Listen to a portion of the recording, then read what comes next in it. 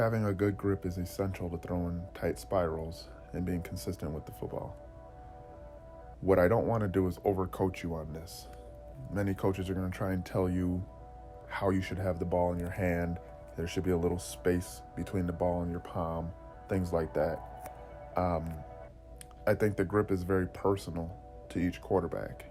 You know, I have pretty big hands compared to most quarterbacks, where someone with smaller hands is going to have a very difficult time throwing good spirals, the gripping the ball the way I do.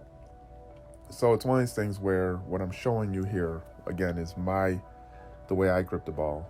Middle finger on the first lace and the ring finger on the third lace. As you can see, when I lift my pinky and my index finger up, I still have full control of the ball. I'm not over squeezing or anything along those lines. So now when I put my other two fingers back on the ball, this allows me the full control of the ball. I do have a tiny bit of space. I don't know if you can see it on the camera. There is a tiny bit of space. But sometimes when coaches overemphasize that, now guys want to put too big of a gap in there. And again, I don't believe you have full control of the ball unless you have really, really big hands, bigger than mine. Right now, I feel like this ball could slip out, and I don't like that feeling. So again, this is personal. You got to play around with it. I know some quarterbacks, they've even adjusted their hands up here, and I call it adjustment, but this is the way they throw. And they got one finger, the ring finger, sitting typically in between the first and the second lace, and everything else is up higher on the ball. Well, obviously the point of the ball is skinnier, so with smaller hands, this might be more comfortable. For me, this doesn't work. I don't like the feel of this, but again, I've been throwing the ball for so many years. To try and change my grip is a very difficult thing to do. So with that being said, I understand that, if you try to go into my grip, it might not feel right. So then maybe you go into what I would call the second grip, okay? But again, you got to play around with it because maybe you want to adjust it just a little bit more and you come a little bit on an angle across that, very similar to what I do with two fingers.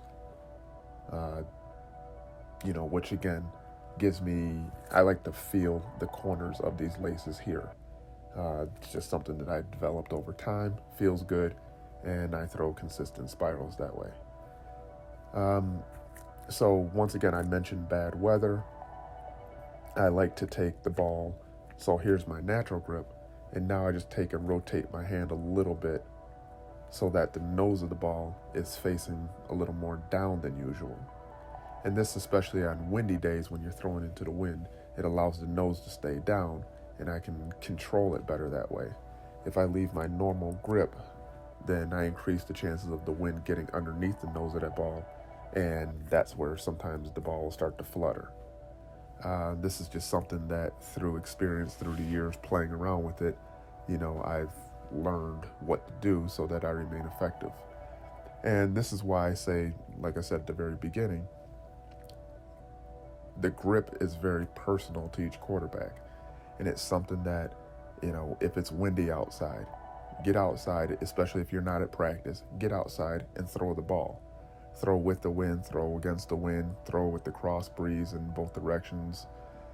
See what happens to the ball, and change your grip a little bit and see what adjustments you can make to allow you to become more consistent.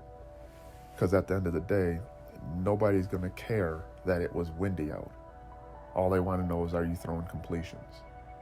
So working on your grip, playing around with it, figuring it out for yourself is the best way to go about doing it. What I showed you is just a guideline, a good starting point, and then from there you can make minor adjustments.